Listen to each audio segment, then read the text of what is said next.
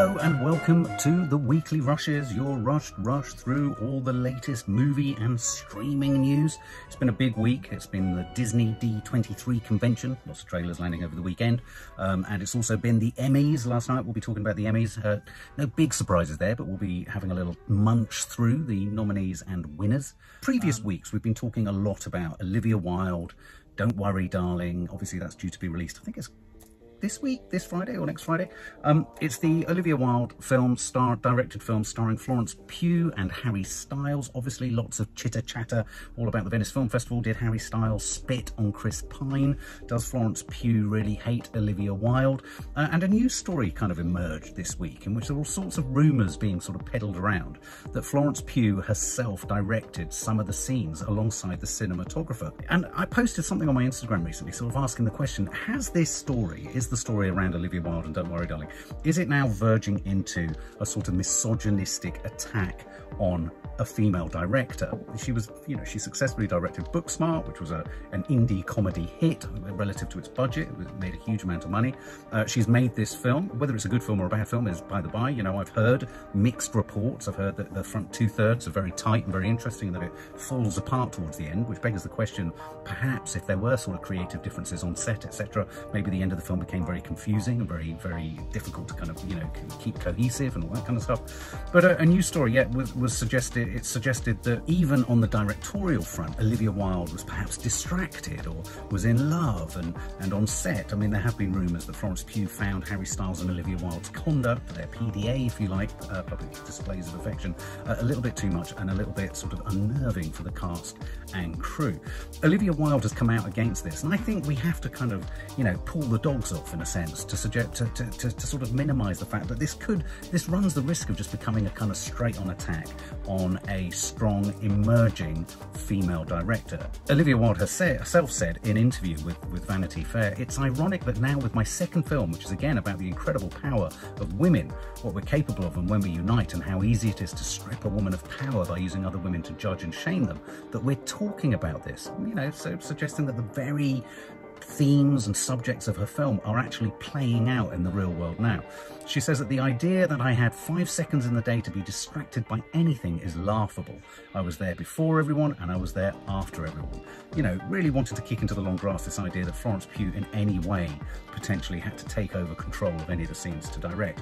Even the Don't Worry Darling cinematographer, Matthew Libatique, said, "It was one of the most harmonious sets I've ever been on, and I'm in the middle of the storm." Now, of course, in terms of gossip mongering, everyone could be trotting out the party line. We'll never fully know for sure, and perhaps why should we? So Olivia Wilde also added, "No amount of internet bullying can cause me to question my belief in a movie made collectively by so many brilliant people." And I do think we need to be careful here. And I think this story has tipped over into sort of misogynistic kind of let's all just pile in on Olivia Wilde, and there are so many aspects to what's going on. There must be something about her that's the problem and all this kind of stuff. And I think we should just let the film be the film, and let's judge the film based on its merits. This kind of feeds into the second story. And this second story also pivots around misogyny and trolling. And this is to do with the Amazon Prime series, The Boys. Again, trolling has occurred in this, revolving around Erin Moriarty. Erin Moriarty plays the superhero Starlight. She's the sort of main female superhero in The Boys. And she's been harassed and she's been attacked online by toxic fans. And this has had a really sort of negative effect on her. She said that she feels silenced and dehumanised. She also posted that "I feel paralysed. I've put blood, sweat and tears into this role. This does break my heart. I've opened up a vein for this role, and the misogynistic trolling is exactly what this role would speak out against." Now, what's interesting about this is that the creator of The Boys, Eric Kripke, has sort of waded in on it in no uncertain terms. He says this. He says, "Hi trolls, 1, this is literally the opposite of the show's fucking message. 2, you're causing pain to real people with real feelings. Be kind. If you can't be kind, then eat a bag of dicks. Fuck off to the sun and don't watch The Boys. We don't want you." It seems weird, doesn't it, that that misogyny seems to creep into so many of these sort of franchise areas. It makes you worry. It makes me worry that what's a very sort of indulgent and enjoyable sort of realm of kind of streaming and movies, these franchises, these universes, Middle-earth. I mean, The Lord of the Rings of Powers come in for all sorts of misogynistic attacks on the lead actress. You know, why are we following a female hero and all this kind of stuff? You know, why? What is the issue here? What is the why? If you've got nothing nice to say nothing. Just, we're in this curious culture now that just because we can say nasty stuff, we do, and it's just like, what did these people do before social media was around? So again, my heart goes out, and I'm sure all of our hearts go out to Erin Moriarty, who's had to deal with this. I mean, I think it's had a really negative effect on her mental health, and it's really got to her, which is why the creator, Kripke, has kind of come out on her behalf. And again, this is another story that pivots around negative, toxic, masculine behaviour. Jodie Comer, who, as we reported last week, is shooting a film called The End We Start From, which is about a woman with her newborn baby, and she's essentially trying to find her way home through a sort of ecological or environmental disaster in London as London becomes flooded. She's starring alongside Benedict Cumberbatch, who I think is also producing the film. I think Mark Strong is in the film as well. Anyway, she's had to be given extra security on the film set. Benedict Cumberbatch has essentially given her a security guard that used to look after him, or has looked after him, due to a situation over recent weeks on the film set. Someone who spoke for the film set, a bodyguard who's previously looked after Benedict was drafted in, and other measures have been implemented. Jodie's safety is paramount. She's had some nasty experiences lately. And of course, this isn't the first time this has happened to Jodie Comer. You wonder whether this is connected to what was going on when she was in a West End play at the Harold Pinter Theatre in central London, where she'd often come out, she'd sign autographs like many people do at the stage door, and then it just became a little bit, a sort of security scare developed there, where one particular person was repeatedly coming back, and then they were trying to, they were trying to get underneath the shutter into the theatre and what have you. So there's clearly some kind of stalkery thing going on there. So poor old Jodie Comer, really sort of, rattled by this, has had to have her own security personnel given to her on the film set of her latest film. Sad news that just came through today. JeanLuc Godard has died. He's the sort of pioneering French director. He was a maverick. He was an instrumental part of the Nouvelle Vague, or the French New Wave, a sort of, agit-prop kind of filmmaking style. I mean, it was less of conscious movement, but it was a form of filming, shooting from the hip, making low-budget films, just going out with a bunch of amateur actors, non-professional actors, shooting things. They had a documentary style. Often the camera was not, it was handheld. It was on the streets of France, black and white, edgy. They were often existential stories about love and life and the meaning of life and all that. And stories would be sort of chopped up, and you'd have jump cuts, and he'd kind of cut to also, so he was the ultimate, if you like, sort of genesis, or the godfather, if you like, of what we now come to understand as indie cinema. Many of the techniques around sort of, classic New York indie films, owe allegiance in a sense to the stylistic decisions that were made by JeanLuc Godard. And the weird thing is about JeanLuc Godard and many of these other French filmmakers who were considered art house was that they absolutely championed and cherished Hollywood cinema. They loved the films of Hitchcock, even when he made, probably his most famous film is Breathless, in which Jean-Paul Belmondo was made very famous. He kind of modelled him on Humphrey Bogart. So, a lot of the films of these directors, these French directors, certainly JeanLuc Godard, were riffing on themes and ideas and stylistic tics that came from Hollywood cinema. And so, he was 91, he lived to a good old age, but that was a real chapter of cinema closing there. And of course, it was the Emmys last night, which accounts for why the Weekly Rushes this week was late. We wanted to wait and see whether there were any shock surprises or any kind of, tidbits of kind of sensational kind of gossip or whatever. So I thought we'd run through some of the successes. I mean, the classics have won. Ted Lasso, just kind of won loads. Succession, won loads. Euphoria, Zendaya won Best Actress. But there were a few surprises. Squid Game won an award, and Abbott Elementary, which I haven't seen, also won some awards. So what did we get? Best Drama Series, it went to Succession. Hardly surprising. I think it's the second time it's won. Fabulous cast, fabulous story. I have to confess, we sort of found the last series got a little bit too technical with the business side of things, and we wanted a bit more of the kind of human stories. But, it kind of makes sense. Succession. Best Actress in a Drama Series, Zendaya. That split some people. Some people feel Euphoria's a bit one note, had its kind of day, but Zendaya has won. I think she's broken record. Third Emmy she's won, or second Emmy she's won. Best Actor in a Drama Series, Lee Jung-jae for Squid Game. That's brilliant. I think it's the first time an Asian actor has won Best Actor in a Drama Series. Julia Garner has won again for Best Supporting Actress in a Drama for Ozark. And we're Julia Garner fans, don't get me wrong, but she was getting on my nerves a bit in the final season of Ozark. Best Supporting Actor in a Drama, Matthew McFadden McFadden, he really is a guilty pleasure in there. I mean, they're all great. I mean, you can't put a piece of paper between any of them. But Matthew McFadden has a particular appeal in Succession. Best comedy series, Ted Lasso. As I've said, we started episode 1, liked it, didn't keep us. Best actress in a comedy series, Jean Smart for Hacks. We are moving through season 1 of Hacks. Brilliant. It's beautifully written, beautifully acted, really nice kind of low-key, cool, witty, darkly humorous take on essentially showbiz and all that kind of stuff. Best actor in a comedy series, Jason Sudeikis, Olivia Wilde's ex, who issued her with court proceedings when she was on stage promoting her film. Best supporting actress is Cheryl Lee Ralph for Abbott Elementary. Best limited or anthology series, The White Lotus. Tell us what we're missing. We started the first episode and we found it really not good. We didn't like the first episode of The White Lotus. Is it worth sticking with? Should we return to it? And of course, Michael Keaton won for Best Actor in a Limited Series for his role in Dope Sick. We did watch the first episode. I thought he was excellent. Don't know why, in this kind of time-poor kind of life, you can't watch everything. And so there you have the Emmys. No real surprises there. No real kind of omissions, I think.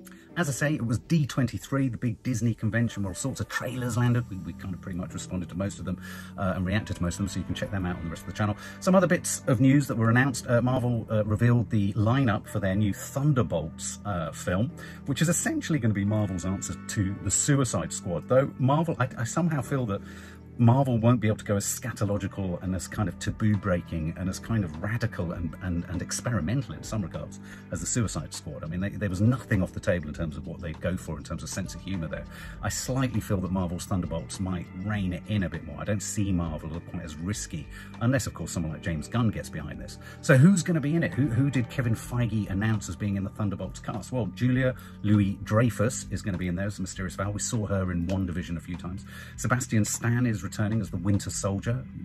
I like Sebastian Stan. I'm not an enormous fan of the Winter Soldier character. Florence Pugh is back as the sister of Scarlett Johansson's Natasha Romanoff, playing Yelena Belova. David Harbour as Red Guardian. I think that's a really rich inclusion. I think he'll be fantastic. I thought he was fantastic in the recent Black Widow film.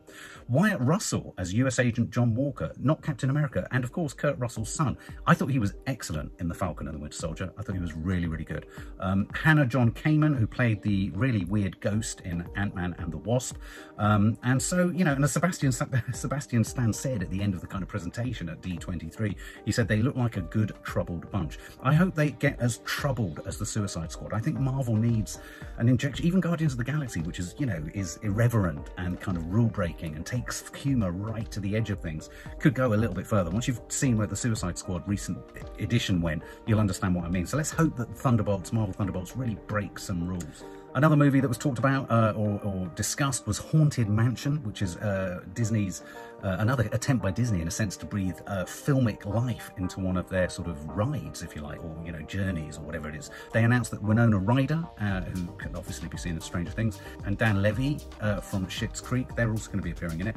This film, Haunted Mansion, stars Rosario Dawson, Lakeith Stanfield, who's just fantastic. You'll know him from Get Out, and Tiffany Haddish. Essentially, the film follows a family that moves into the Haunted Mansion. But what's intriguing me about this and what's exciting about this, obviously there's the addition of Winona Ryder and Dan Levy, but are the other cameos that are appearing in this. Jared Leto is in there as the Hatbox Ghost.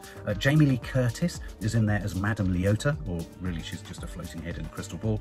Owen Wilson as a sarcastic priest. I mean, what not to like about that? And Danny DeVito as a local professor. So, that's shaping up to be one of those kind of movies where really the cameos almost make it what it is. And it's nice to see Lakeith Stanfield potentially having a sort of crossover mainstream hit. Barry Jenkins is a fantastic director. Obviously he directed Moonlight, he directed If Beale Street Could Talk, and if anyone hasn't seen If Beale Street Could Talk, it's one of the most poetic, moving, thought-provoking, thoughtful, tender films. It really is a beautiful film. He also obviously did the Underground Railroad series for Amazon Prime. Barry Jenkins is working on a Lion King movie for Disney, and they've given it a title. They've announced the title. It's Mufasa, the Lion King. It's going to be a prequel, obviously, to the original film, and it's going to be landing in our cinemas in 2024. And Barry Jenkins said of it, this is a story about how Mufasa rose to royalty. He was born an orphan cub, and in this film we get to explore his journey into the circle of life. I don't think he's sung that.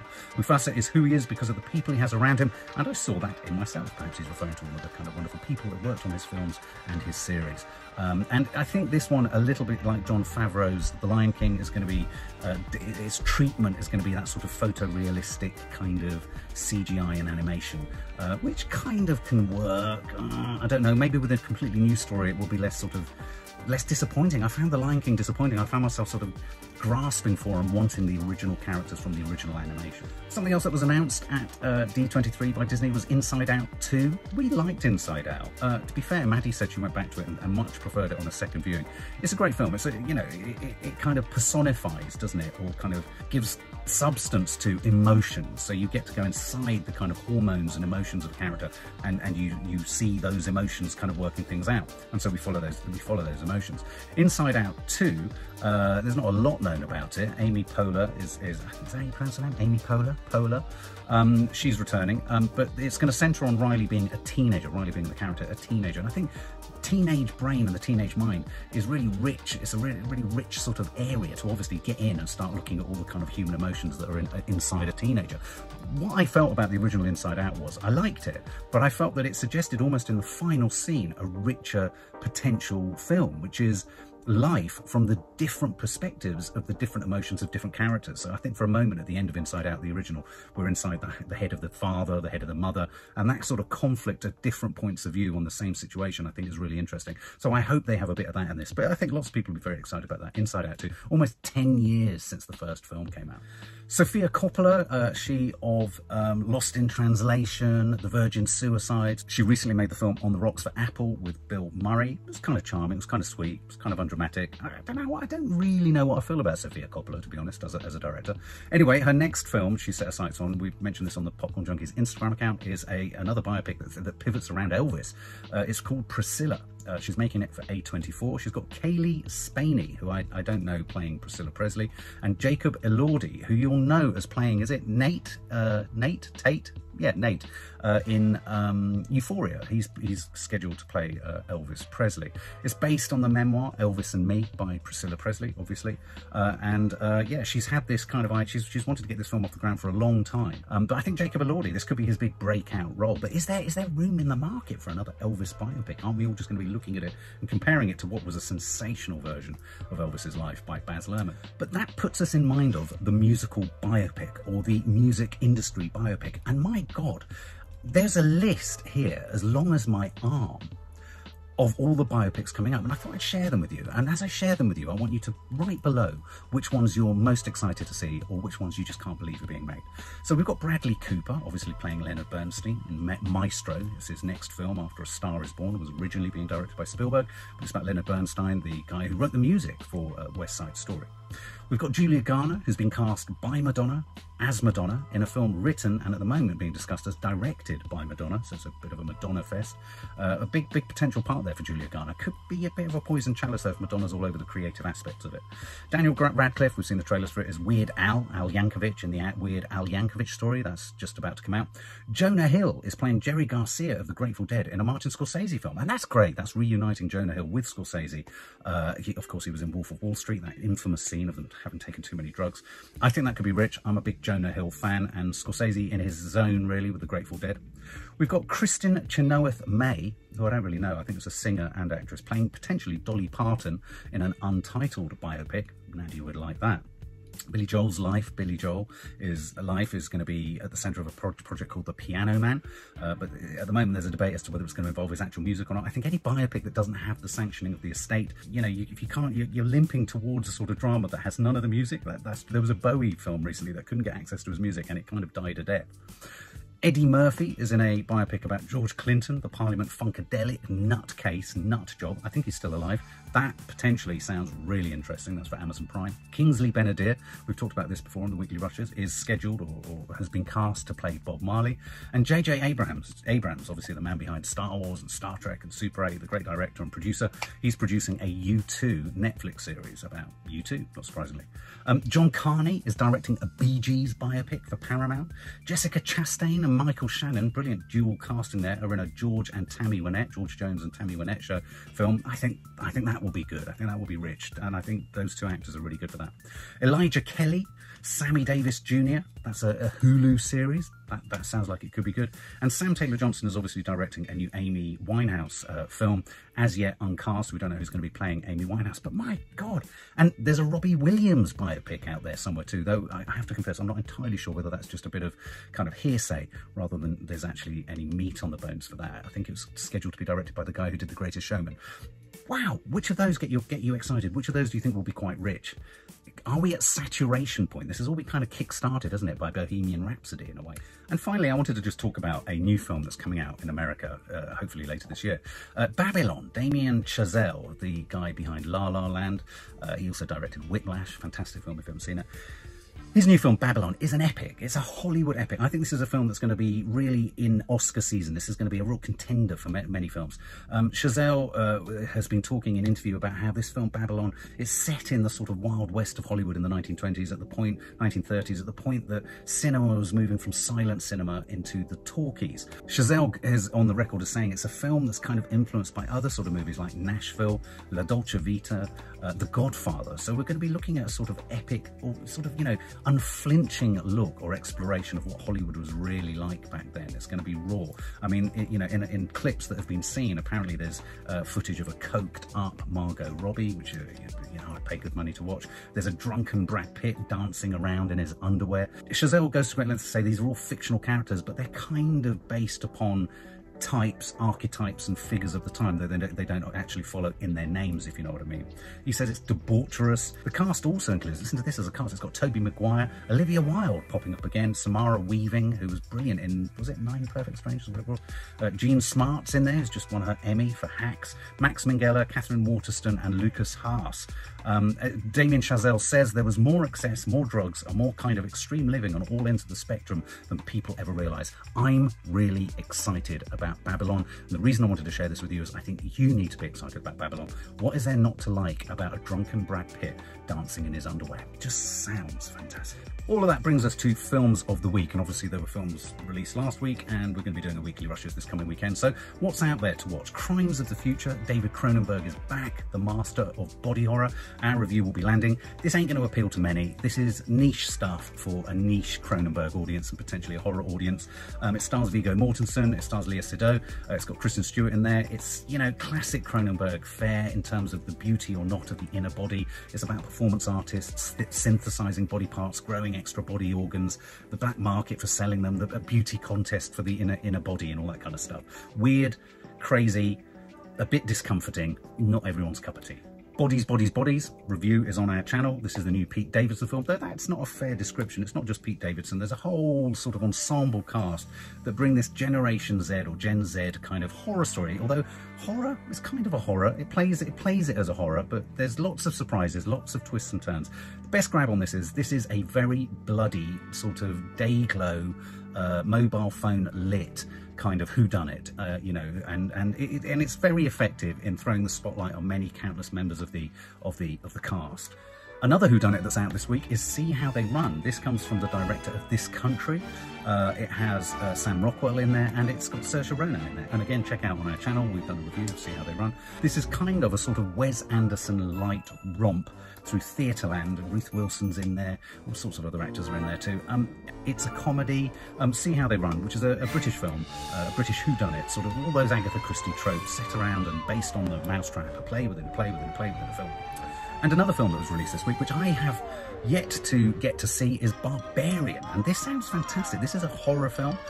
It's set in a double-booked Airbnb, which I just love that. And it pivots around a woman who obviously has booked the Airbnb and a man that she finds already there. He suggests she stays, and it turns into a really kind of eerie horror film, helped by the fact that the man in the flat, or the man in the Airbnb, is Bill Skarsgård, who of course played Pennywise in It. Poor man.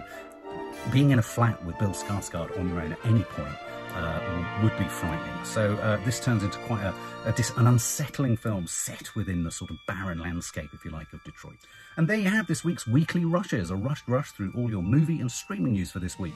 Share your thoughts on some of the stories below, and we hope you have a wonderful film watching week. For more film and family fun, don't forget to click the subscribe button and make sure to click the bell to never miss an update.